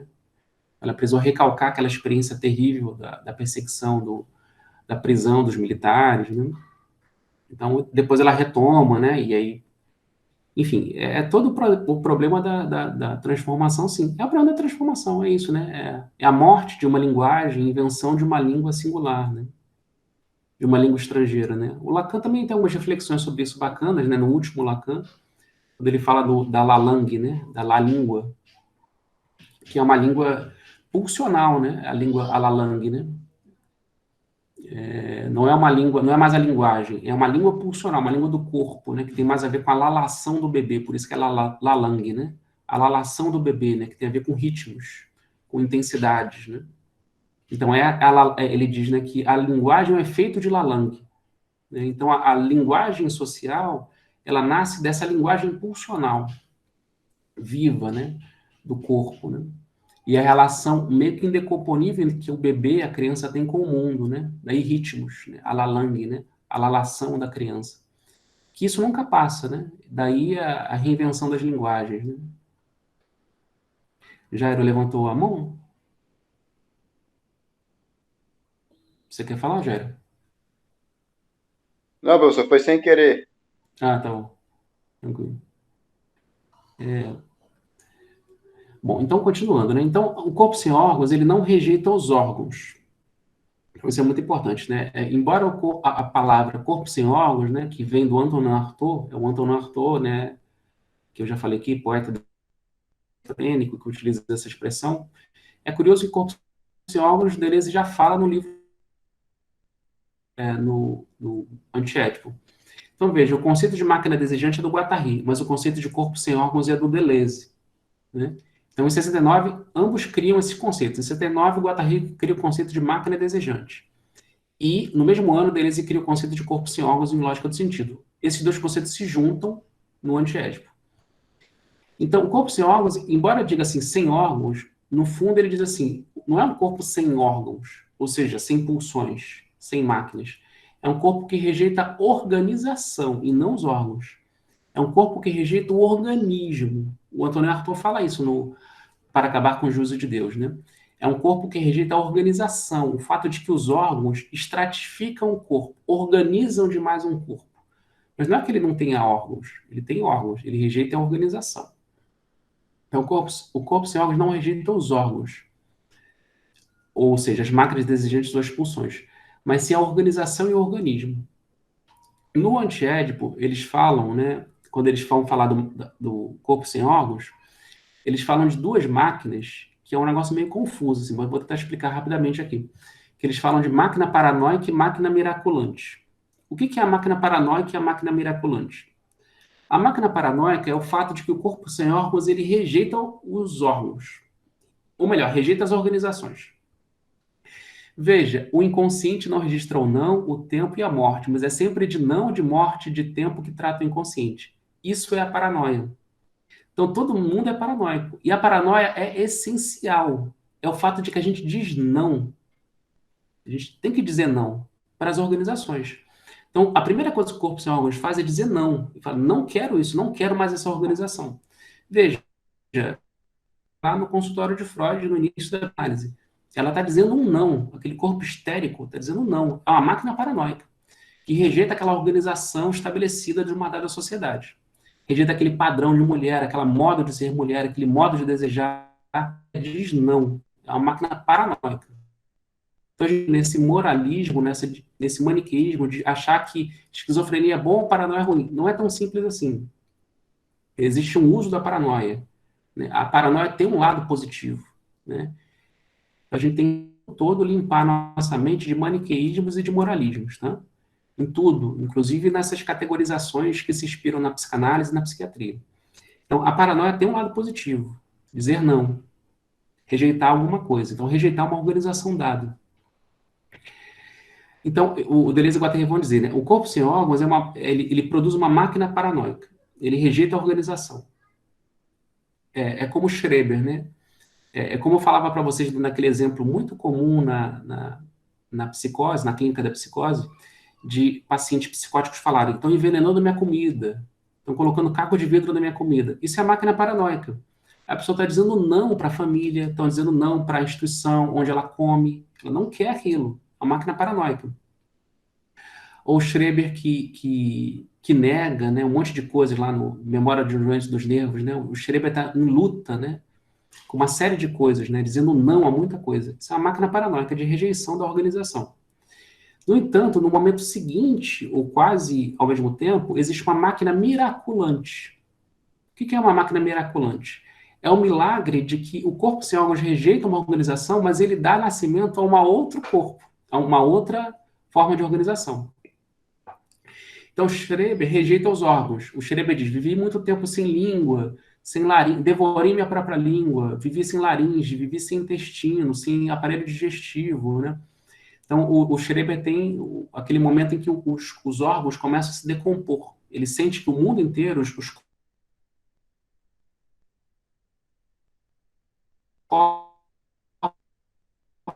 o mundo começa a morrer. Isso é a máquina paranoica. O mundo começa a morrer. É um fim de mundo. Né? Então, a crise vem com essa expressão de fim de mundo. A coisa está acabando. É a máquina paranoica. É a rejeição de uma certa ordem. É vendo muito na nossa sociedade, né? O tema do apocalipse, do fim do mundo, está aí. E cada vez mais as pessoas estão falando disso. Por que as pessoas estão falando disso? Porque elas estão rejeitando o mundo. Elas não querem mais o velho mundo. Elas não querem mais um monte de coisas que estão estabelecidas. Então, veja, isso também funciona socialmente. No entanto, quase que ao mesmo tempo, ou em seguida, vem a máquina miraculante, que é uma outra organização, é um novo mundo, é uma nova maneira de desejar, novas organizações nascem. Então, Schreber começa a dar nascimento a um novo tipo de ordem. Aí Schreber começa a entrar em conexão com os raios do céu. E veja, o texto de Freud sobre Schreber é muito pobre, né? O análise do Freud do caso Schreber. Eu peço que vocês leiam o livro do Schreber, Memória de um Doente dos Nervos, para vocês verem, como diz Deleuze e Guattari, como dizem Deleuze e Guattari, o quão pobre é a análise freudiana. Então, assim, tem muita coisa no delírio do Schreber. Né? O Schreber, por exemplo, diz que ele começa a entrar em contato com vários raios que são de lugares diferentes. Ele fala assim, de populações diferentes. Ele fala, ele entra em contato com os raios dos persas, os raios dos hebreus, os raios dos egípcios. Ele começa a entrar em contato com várias culturas diferentes. Tudo isso vem no corpo dele. É a máquina miraculante. Então, é um corpo que dá um novo tipo de organização, um novo tipo de mundo, um novo tipo de desejo. Então, é a reinvenção dos órgãos, segundo uma nova forma de composição. Alguém quer falar alguma coisa? Então, essa ideia da máquina paranoica e da máquina miraculante que está no antiédipo, né? que é uma coisa muito clínica da psiquiatria e da psicanálise, né? Rejeição e reinvenção. Que, veja, acontece na psicose, mas também acontece na perversão, também acontece na neurose, enfim, acontece na vida. Né? A necessidade de dizer não e reinventar. Sim, Antônio. Fiquei me perguntando agora se isso também, junto com essa noção da síntese, não tem a ver justamente com esse processo de desterritorialização e territorialização, reterritorialização, que eles falam bastante também. Exatamente, perfeito. É porque no mioplatose a nomenclatura vai começar a mudar. Então, essa coisa da máquina paranoica, máquina miraculante, não existe mais no mioplatose, mas eles vão falar de uma outra dualidade. Eles vão falar de linhas de desterritorialização, é o não, é o tempo, né? É a morte, e a reterritorialização. Então, o desejo ele sai de velhos territórios, sai de velhos agenciamentos, muda o regime de agenciamento e se territorializa em novos campos. Outros corpos, outros objetos, outras intensificações, enfim. Então, é como diz Deleuze e Guattari, não existe desterritorialização sem ter uma reterritorialização. Embora eles reconheçam que existe uma desterritorialização absoluta. Mas, de alguma maneira, é como se eles dissessem também, né? Não dá para viver na desterritorialização absoluta. Porque a desterritorialização absoluta, ele é a própria vida do desejo. Ele é essa vida imanente, né? Essa vida inorgânica. Então, a desterritorialização absoluta, de certa maneira, é a terra natal, como eles vão falar no que é a filosofia. É o que sempre é, né? É o ovo cósmico, é o corpo sem órgãos puro, né? Ou na sua pureza, né? Mas é isso, né? É necessário sempre criar novos territórios, né? É necessário sempre se diferenciar. Então, toda desterritorialização vem com uma reterritorialização subsequente. Então, é outro maniqueísmo que a gente tem que evitar, né? Achar que territorializar ou se reterritorializar é ruim. Não, isso é inevitável. O desejo se territorializa e se reterritorializa. Agora, ele também precisa de desterritorialização, porque senão ele se espessa, né? Fica estratificado, né? E a vida se mortifica, né? Então, a vida precisa de movimento, né? Isso é a própria vida do corpo sem órgãos. Bom, aí a gente entra no tema da construção do corpo sem órgãos, né? Então, é isso. O corpo sem órgãos é um dado, é um inconsciente, mas ele, ao mesmo tempo, tem que ser produzido. É o paradoxo. Então, a construção do corpo sem órgãos, de Deleuze e Guattari, já nesse texto do Mil Platôs, né? Eles dizem que se inspira em Spinoza. Só que é um espinosismo muito curioso, tá? É um espinosismo, é uma interpretação, me parece, nova do próprio Deleuze sobre Spinoza. Curiosamente, eu discuti um pouco essa ideia na minha tese de doutorado, que se chama Tempo e Espírito, né? Que eu me baseio muito em Spinoza, né? E eu lendo Spinoza, eu tinha muito essa impressão no Spinoza, né? Porque o Spinoza diz uma coisa que me parece muito paradoxal, né? Ele diz assim na Ética, que Deus ou a natureza tem infinitos atributos. Mas em nenhum momento ele diz que nós só conhecemos 2 atributos. Isso é a doxa que se diz por aí, mas ele em nenhum momento diz isso na Ética, que nós só conhecemos 2 atributos. É o povo que diz isso por aí, mas Spinoza não diz isso não. Mas Spinoza fala de 2 atributos, pensamento e extensão, que são a mesma, é uma identidade, né? Mas em regimes distintos, é como a produção desejante. É uma só, mas em regimes distintos. Desejante e social, ou extensão e pensamento. Mas Spinoza diz que não são 2 atributos, são infinitos. Né? Isso, para mim, sempre pareceu um paradoxo. Eu tive uma interpretação muito particular disso em Spinoza, lendo Viveiros de Castro, lendo o Perspectiva Ameríndio do Viveiros de Castro, né? Que me parece que os infinitos atributos que Spinoza fala tem a ver com perspectivas vitais. Então, significa que não existe cada um, por exemplo, cada um de nós somos modos distintos, segundo Spinoza, mas, no entanto, cada um de nós tem um pensamento distinto, que é uma perspectiva. Cada um de nós tem uma perspectiva única e singular de Deus ou natureza. Cada um de nós. Então, nesse sentido, faz sentido, né, dizer que existem infinitos atributos em Deus ou natureza. Porque cada um vai perspectivar o plano de uma única forma, de uma única maneira. Bom, é isso, e aí é curioso, quando eu releio o Mil Platôs, é isso que Deleuze diz nesse texto do Mil Platôs, né? Ele vai dizer que existe uma multiplicidade de corpos sem órgãos, e cada corpo sem órgãos é um atributo, tal como Spinoza fala. É muito curioso isso, né? Então ele diz assim, que existem tipos de corpos sem órgãos. Aí ele começa a cartografar, porque a clínica esquizoanalítica é feita de cartografias. E não significa que existem só 3 formas, né? Não é só neurose, psicose e perversão. Não, existem ainda outras a serem cartografadas. Aí eles cartografam, né? O corpo masoquista, o corpo da histérica, o corpo drogado, o corpo... Enfim, enfim, eles vão cartografando vários corpos. Então eles vão dizer, são gêneros ou tipos de corpos sem órgãos. É como os atributos. Então ele diz assim, então é como se então veja, cada um tem que construir seu próprio corpo sem órgãos. O masoquista constrói de uma maneira. A histérica constrói de uma outra forma. O drogado constrói de uma outra forma. Diferentes o seu próprio corpo sem órgãos. E quando você constrói um corpo, é como um inconsciente, você constrói um inconsciente. Mas o que se passa em cada inconsciente? É singular. Então, o que se passa em cada inconsciente? Intensidades específicas ou afecções. Então, o Spinoza vai falar de atributos e vai falar de modos. Os modos, para Deleuze, são as afecções ou as intensidades de um modo de ser. Então, ele fala assim, quando você constrói o corpo do drogado, que é um tipo, ou seja, um atributo, existem várias afecções diferentes que passam pelo corpo do drogado, intensidades. E olha que eles nem entram na distinção dos diferentes tipos de drogas, né? Então, são intensidades diferentes que passam pelo corpo. O masoquista é outra coisa. Então, ele diz, né? O masoquista não busca ter prazer por meio da dor. Não tem nada a ver com isso. O que o masoquista busca é preencher o seu corpo com certas intensidades. Isso é muito interessante quando a gente pensa o masoquismo na clínica, né? Porque a gente vê muito masoquismo na clínica. Não no sentido que o Deleuze vai falar dos procedimentos do masoquismo, mas, assim, pessoas que têm um modo de subjetivação muito masoquista, né? Que pensam muito em sofrimento, que sofrem muito, que falam muito de sofrimento. Então, por que essas pessoas falam tanto de sofrimento, tanto de morte, né? E a gente, às vezes, fica meio chocado, assim, né? É porque a pessoa está vivendo. Aquilo é intensidade também. Aquilo também é intensidade. É uma coisa que chocava o Freud, né? O Freud tem um texto de 1923 chamado O Problema Econômico do Masoquismo. O Freud não consegue entender como é que alguns pacientes nunca melhoram. O Freud diz, por que alguns pacientes nunca melhoram, né? Bom, Deleuze e Guattari responderia, é porque aquela pessoa está desejando daquela maneira. Tem intensidades que passam pelo corpo daquela maneira. E não cabe a gente julgar se aquilo dali é certo ou errado, bom ou mal, né?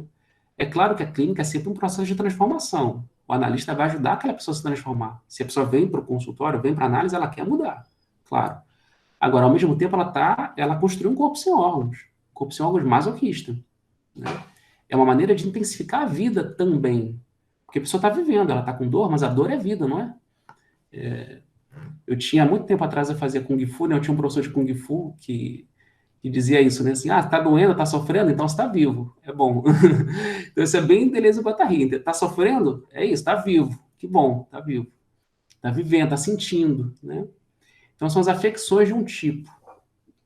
As afecções de um tipo de corpo sem órgãos. Então, são os modos. E Deleuze e Guattari vão dizer, e o conjunto de todos os corpos sem órgãos, né? Existe isso, eles vão postular isso, né? Eles não chegam a afirmar isso. Mas é claro que eles pensam que sim, mas eles postulam. Será que existe um conjunto de todos os corpos sem órgãos? Então, eles vão falar, por exemplo, no final do Platão, de uma mecanosfera, né? É um conjunto de vários corpos sem órgãos, né? Como Deus ou natureza, né? É o conjunto de todos os corpos sem órgãos. É bem provável que exista, porque senão não existiria nem a política. Então, se existe política, se existe natureza, é porque existe um conjunto de corpos sem órgãos. Se existe o universo, se existe natureza, é porque existe, sim, um conjunto de todos os corpos sem órgãos, né? Que é a substância imanente. Então, é uma inspiração bem espinosista, muito curiosa, que vai muito contra as interpretações hegemônicas dos espinosistas, que me parece pertinente e me parece muito correto, né? Então, veja, na clínica a gente vai se defrontar com vários tipos de corpos sem órgãos, muito diferentes entre si, que vão preencher esse corpo de maneiras diferentes. Então, veja, mesmo o corpo drogado, como eu dizia, é um tipo, é um atributo. Mas o corpo sem órgãos do drogado tem muitas formas de preencher esse corpo sem órgãos. O corpo masoquista tem muitas formas de preencher esse corpo. Então, é o deserto, é o corpo, é o atributo, e, ao mesmo tempo, aquilo que você preenche o deserto. De que maneira, de que forma? São as afecções, são os modos. Bom, aí avançando, né? Aí o Deleuze e o Guattari vão dizer que o corpo sem órgãos rejeita a tripla maldição do sacerdote, dos padres, né? A falta, o prazer e o ideal. Então, nesse sentido, eles vão dizer, né? Só existe uma única psicologia, a psicologia do padre. Então, é uma crítica dura que eles fazem à psicanálise e uma crítica pertinente, né? A psicanálise, toda forma de psicologia, ainda é sacerdotal. Por que é sacerdotal? Veja, a referência aí é Nietzsche, né? A referência do Nietzsche no Genealogia da Moral, em particular, né? A psicologia do sacerdote, né? Que o Nietzsche tanto fala no Genealogia da Moral. Então, a tripla maldição do sacerdote, qual é? É a falta, o norte é a falta, o desejo é falta, porque aquela ideia que o desejo é sempre o desejo de alguma coisa. Então, se você deseja, te falta. Não é aquela ideia que o Russell dizia, né? Consciência é sempre consciência de alguma coisa. Então, o Ocidente, que vem do cristianismo, né? Porque, veja, a ideia de desejo é cristã. É essa genealogia do desejo que o Foucault faz na História da Sexualidade. A raiz do desejo no Ocidente, ela é cristã. É Santo Agostinho, é pecado original, né? Santo Agostinho fala lá nas Confissões, o desejo, né? E o desejo remete sempre a uma falta, que vai ser preenchida só em Deus, vai dizer Santo Agostinho, né? Só na plenitude, só numa pessoa global, né? Então, a ideia de que se você deseja alguma coisa. Então, o desejo é falta, né? Então, desejar é desejar algo. Então, se você deseja é porque te falta. Parece lógico, né? Não é tão lógico assim. Só é lógico dentro da lógica do sacerdote. Tá? Depois eu vou explicar. Então, desejo é falta, o norte. Depois, no sul, embaixo, o desejo é prazer. Então, a ideia de que o desejo quer mesmo é prazer. E Deleuze e Guattari vão rejeitar essa ideia. O corpo sem órgãos não é um corpo de prazer, é um corpo de desejo. E desejo não é prazer. Porque o prazer é como o orgasmo, né? O prazer, ele não é... O prazer é aquilo que mata o desejo. Então, você tem desejo sexual por alguém. Você se aproxima, carícias, transa, orgasmo. E o que o orgasmo produz? Fim do desejo. Então, o corpo sem órgãos não é prazer. O corpo sem órgãos porque o prazer é o que destrói o desejo. O prazer é o que destrói o desejo. Então eles dizem, existem padres hedonistas. Por exemplo, Marquês de Sade é um padre hedonista. O Foucault diz isso, né? O Foucault diz que o Marquês de Sade é um sargento do sexo. É o que vai dizer como é que o sexo tem que ser. E não faltam padres hedonistas no nosso mundo, né? O mundo está cheio de padres hedonistas. Cheio, né? Só ligar a televisão que a gente vê um monte de padre hedonista por aí, um monte de Marquês de Sade da vida. Aliás, é uma ideia que o Lacan já dizia no texto Kant com Sade, né? Que o Marquês de Sade nada mais é do que um papa, do que o ideal cristão invertido. Quando o Marquês de Sade afirma o mal, o Deus maligno, é só o Deus bom invertido. Então, Deleuze e Guattari vão dizer a mesma coisa, né? Os padres hedonistas, o ideal do prazer. O prazer que mata o desejo. Não é à toa que eles falam o sul, né? Então, é bem os órgãos genitais, o ânus, né? Então, o sul é o prazer, o fim do desejo. O prazer que mata o desejo. E ao leste é o ideal.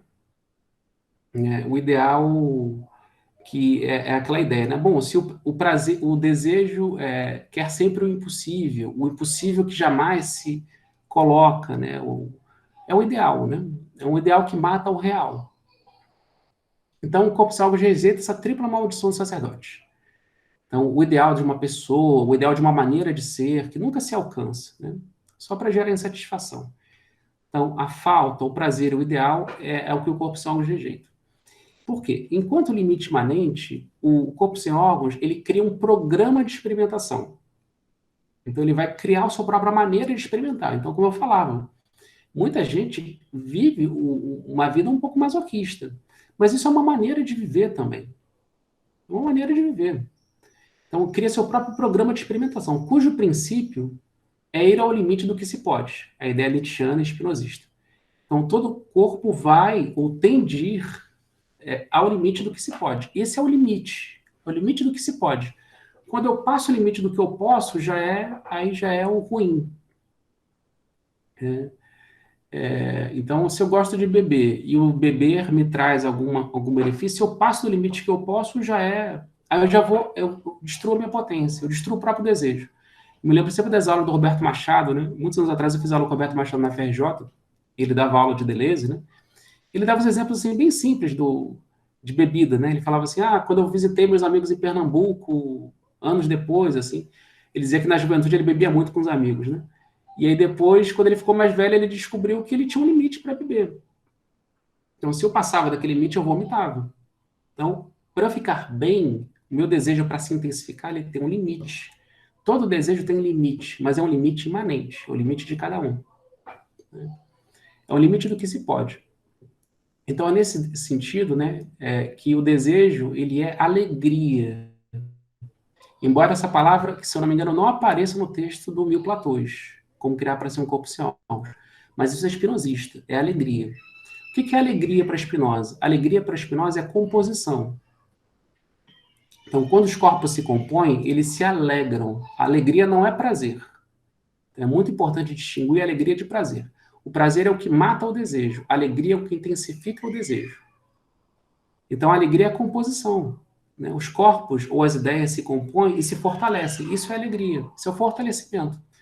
Por isso que eu dizia que mesmo o modo masoquista é um modo, curiosamente, de ser alegre. Né? É curioso isso, né? É muito curioso. É um modo de compor com a vida. É um modo singular de compor com a vida. Então, é nesse sentido que Deleuze e Guattari mudam, eles vão para uma concepção pagã e não cristã de desejo. O desejo não é marcado pela falta. O desejo é marcado pelo excesso. E por isso o desejo, desejar, ele é intransitivo. A ideia do Nietzsche, da vontade de potência.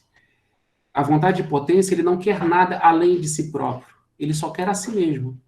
Então, a potência só quer a si mesma. A potência só quer aumentar, crescer, se diferenciar. Então, o desejo é intransitivo. O desejo, ele quer somente desejar.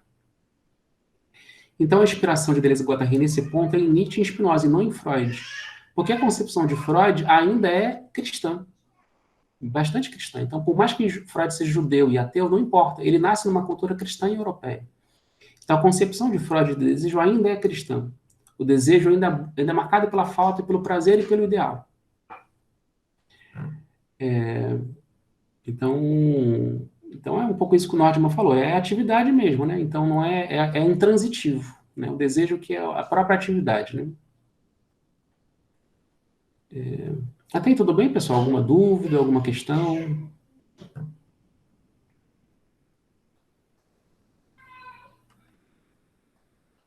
Bom, aí o Deleuze e o Guattari vão falar, né, de que é necessário também perceber, né, que o corpo sem órgãos, às vezes, ele nem sempre produz alegria.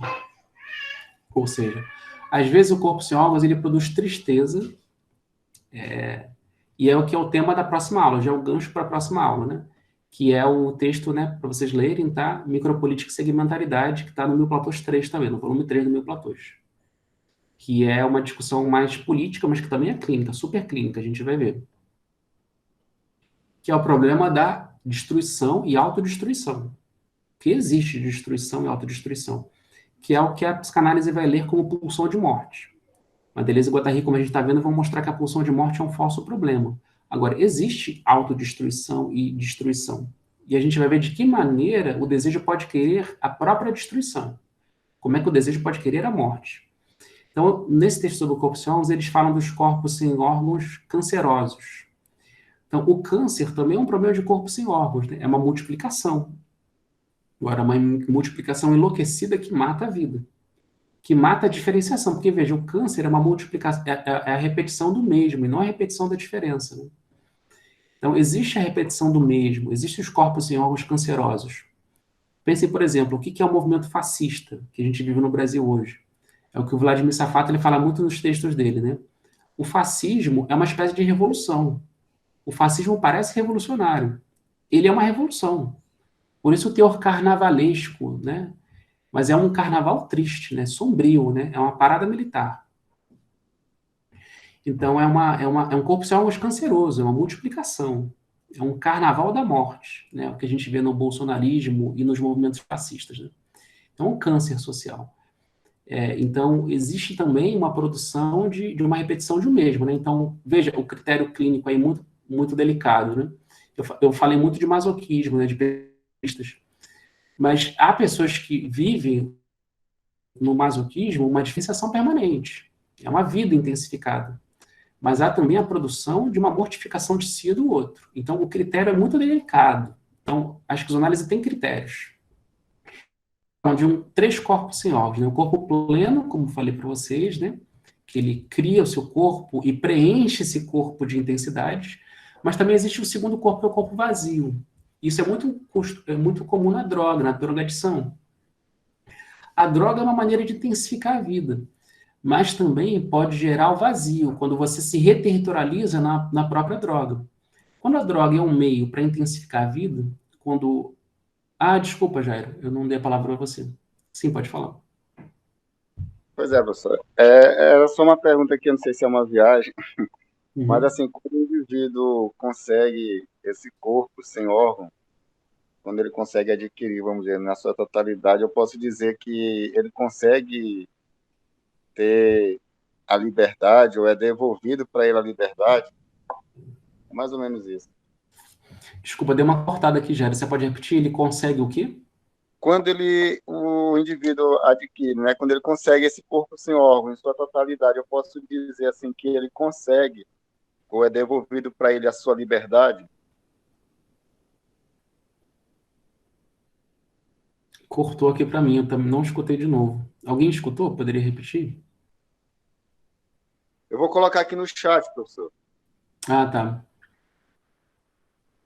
Tenta repetir de novo, Jairo. Acho que agora vai funcionar. Eu estou dizendo, quando o indivíduo, eu posso dizer assim, de acordo com o que eu entendi aqui, quando o indivíduo ele consegue, vamos dizer assim, adquirir esse corpo sem órgão, eu posso afirmar que é devolvido a ele, ou ele adquire a liberdade, a sua liberdade. Jairo, tem que colocar no chat, porque falhou de novo. Não consegui escutar, não. Ok, eu vou digitar aqui, professor. Tá bom. Então, só uma coisa que você falou, primeiro que você falou que pode ser uma viagem, mas sim, é uma viagem, né? Deleuze e Guattari, esquizoanálise, é uma viagem, sim, porque o desejo é viagem, o desejo é mudança, então sempre estamos viajando, tá? Não se importem, nem você, nem ninguém, tá? Todas as perguntas são válidas porque são questões, né? A segunda coisa que você falou assim, você consegue de uma maneira, não sei qual termo que você utilizou, mas me pareceu uma coisa meio final, assim, né? Não há final no corpo sem órgãos. O corpo sem órgãos é como Deus ou natureza em Spinoza, ou seja, está sempre se recriando.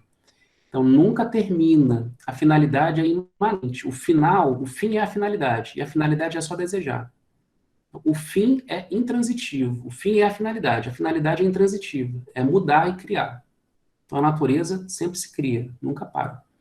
Então, o próprio do corpo sem órgãos não tem fim esse processo. Esse processo nunca tem fim. Tem mudanças, mas não tem fim.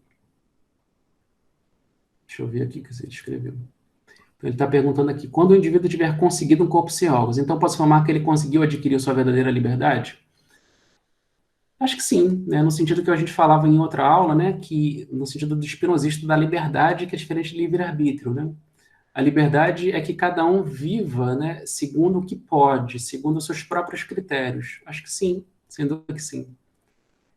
Então, nesse sentido, construir um corpo sem órgãos é o nome da liberdade para Deleuze e Guattari. Mais alguém quer falar? Bom, então, só que, Márcio, aliando isso com o que você mesmo havia falado um pouco antes, esse conseguir seria sempre no gerúndio, né? O conseguir seria sempre um conseguindo, nunca algo que finalmente eu consegui, agora o trabalho está feito, já sou dono da minha liberdade. É sempre um fazendo, é sempre algo a ser continuamente feito. Você pensa assim? Mas assim, mais ou menos, assim, é uma coisa que está sempre constantemente sendo feita, mas ao mesmo tempo, quando você encontra o seu corpo sem órgão, o seu atributo, o seu modo de ser, isso estabiliza, né? Assim, porque senão a gente fica criando uma ideia assim, me parece às vezes um pouco ideal. Você vê que o ideal ele é insidioso, né? Quando a gente fica achando que a gente pode mudar, ser qualquer coisa, ou que a gente está sempre mudando e está sempre... Não é isso que Deleuze e Guattari estão dizendo. que esse é o ideal, né? E às vezes é um ideal bem capitalístico. Mude o tempo todo, consuma coisas novas, seja outro, seja uma metamorfose ambulante, seja outro a cada dia. Cuidado, esse é o ideal do capitalismo. Não é isso que o Deleuze e Guattari estão dizendo. Porque quando você encontra, porque, veja, isso é bem Spinoza, quando você encontra o seu atributo, o seu próprio modo de ser, isso dá uma estabilizada também, né? Ou seja, você encontrou, isso pode não ser final, né? Mas ao mesmo tempo, isso é um território para você viver.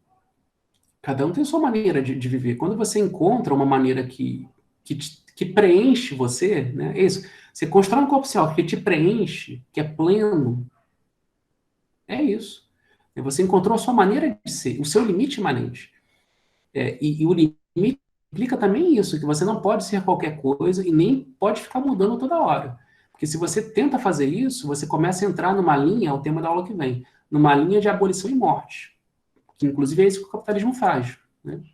Força a gente a mudar o tempo todo e a gente entra na morte, porque é uma coisa que trazia preenchimento para a gente, que nos preenchia, já não preenche mais.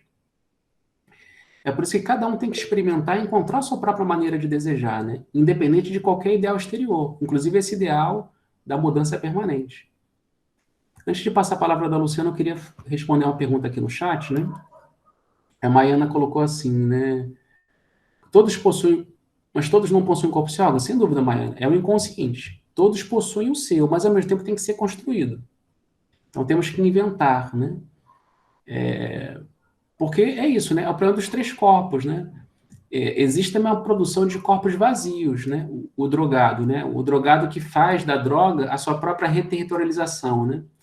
Tem um texto do Deleuze, só do Deleuze, que está publicado nos Dois Regimes de Loucos, que se chama Duas Questões sobre a Droga, que é um texto muito interessante para discutir a questão da droga, né?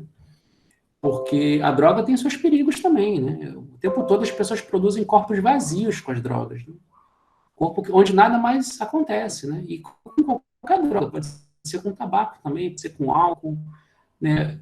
A nossa sociedade é a droga que mais se utiliza é álcool, né? E a gente está cheio de pessoas vazias por aí, né? Mas sim, também com maconha, também com qualquer droga, né? Pode produzir um corpo vazio. É um momento que você tem que começar a parar, né?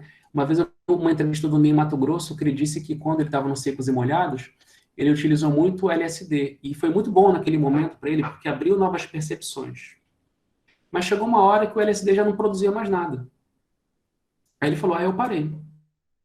É isso. Então, quando você não se preenche mais, você pode produzir o mesmo efeito de uma droga por outros meios. É o que o Deleuze fala, né? Se embebedar com água pura. Então, o mesmo efeito de uma droga, você pode produzir com outros meios. Então, é sempre o perigo do vazio. E o perigo também de um câncer, de uma proliferação indefinida. Então, nós sempre temos, mas veja, às vezes o sistema social, né, o plano de organização, os vazios e cancerosos também. Então, sempre temos, mas temos que produzi-lo, à nossa própria maneira. A Marina perguntou aqui, é possível fazer uma aproximação com a ideia de fim de análise em Lacan? Como assim, Marina? Você pode explicar isso oralmente?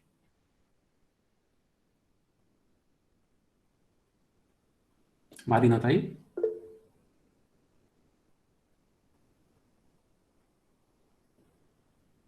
Ah, sim.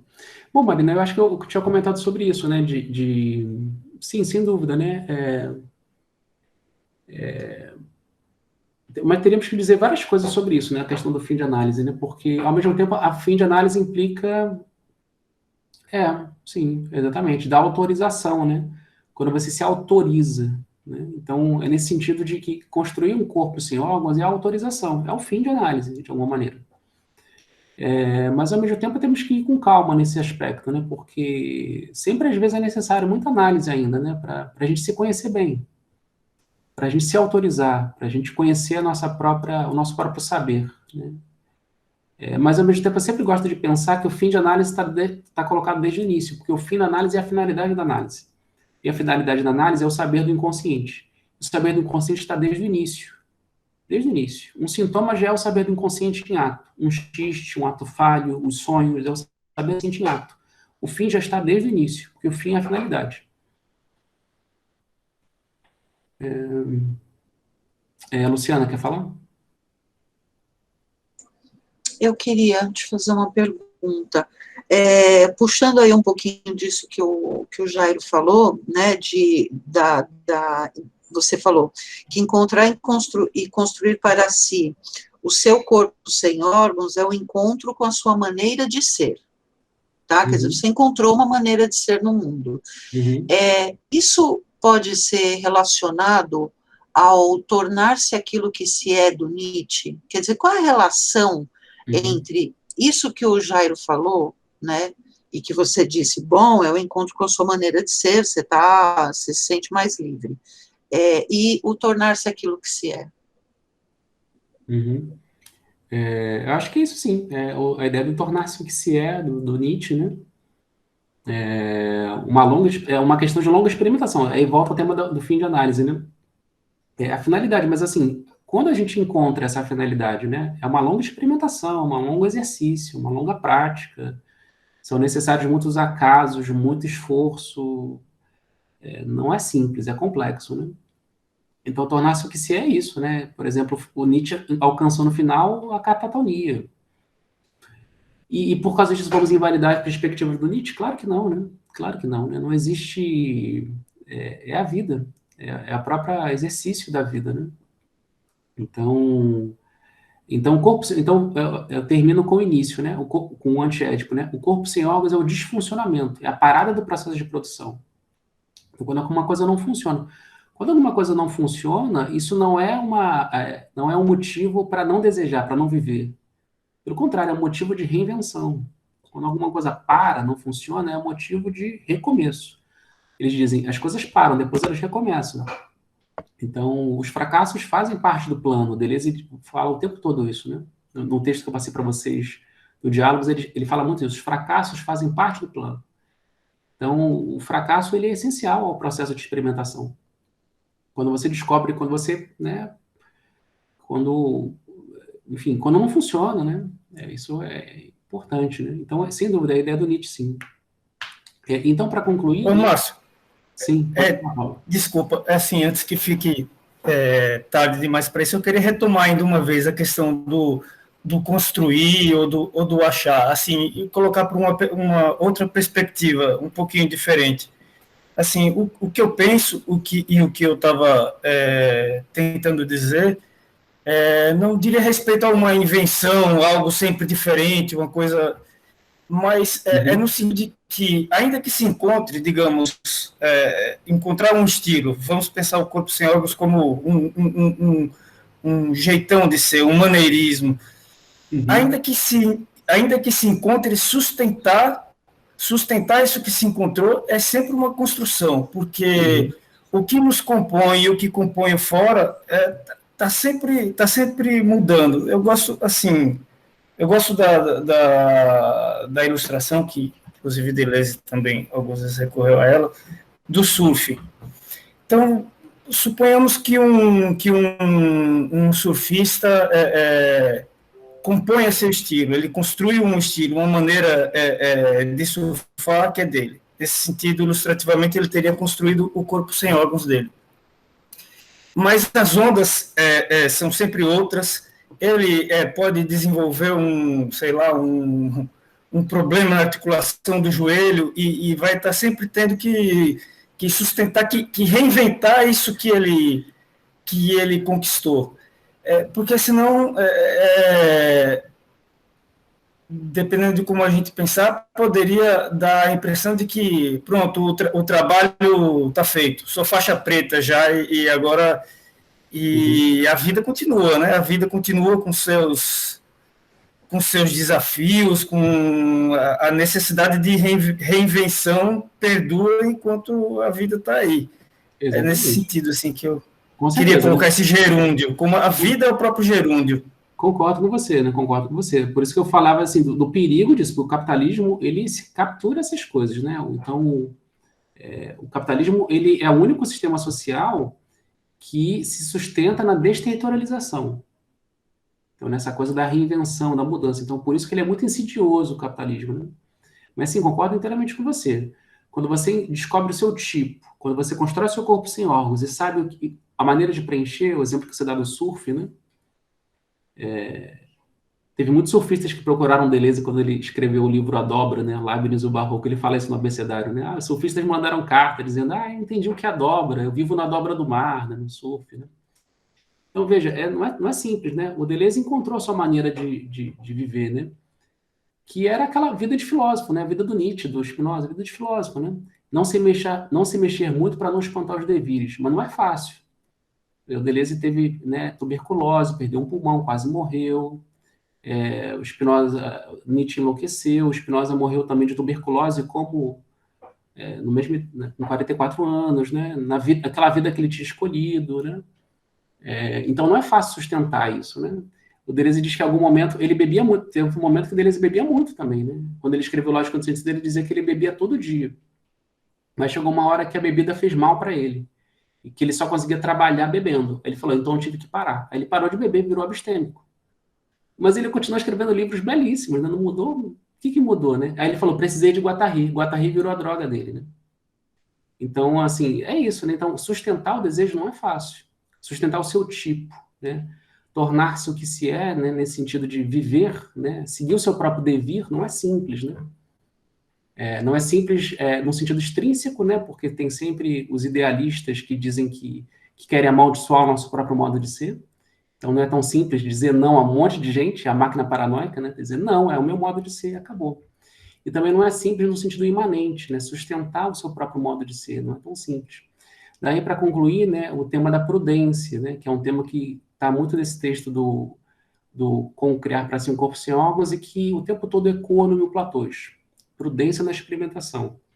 Então, cuidado para não ir rápido demais, é o tema que a gente vai ver na aula que vem. A rapidez excessiva, que se destrói o outro. Então, prudência na experimentação. E a necessidade de organização também. Então, eles vão dizer, é necessário um pouco de stratos, é necessário um pouco de significância, é necessário um pouco de eu.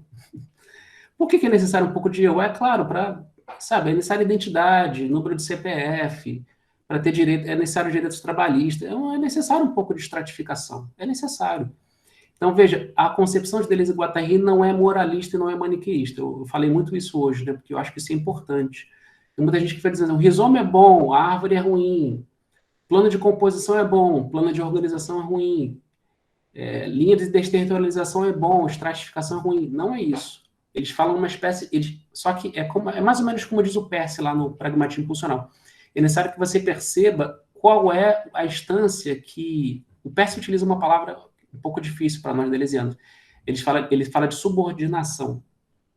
Ele diz assim, né? O eu se subordina à pulsão. Essa é uma palavra que choca um pouco. Mas é isso mesmo, assim. O que significa que o plano de organização ele tem que existir, mas ele tem que subordinar o plano de composição. Então, significa dizer que quem dá a direção é o plano de composição, mas é necessário ter organização também. Então, é necessário... o sentido do desejo é o rizoma, é a multiplicação, mas é necessário árvore. Né?